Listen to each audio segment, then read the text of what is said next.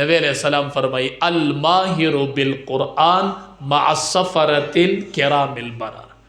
یو د قرآن ماهر دی، دا به د قیامت کې د هغې فرشتو سره کمی فرشتې چې په لوح محفوظ کې د قرآن حفاظت او نگرانی کوي، دا کس په د هغې سره پاسي چې ماهر د قرآن.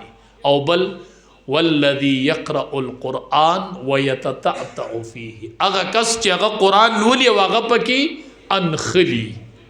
دا مشران پکې انخلی کنه، زم وایا مړه انخله منو زم زری وباسم سکول کې کا انخلی نو کټکې دي چې 60 ساله تر سي نو ریټایر کړي دي، زه خو نه ریټایر کوم.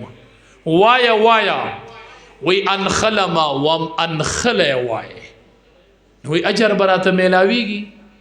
زه خو په روغه ورس کې مولوی سے مخ سبق النوامه زوام نبی علیہ السلام فرمائی چې سو قرآن لولی او هغه پکې انخلی او دا قرآن په د ګران شي له اجران، دې کس له الله 2 اجر ورکوي، یو د ویلو او یو د انختلو.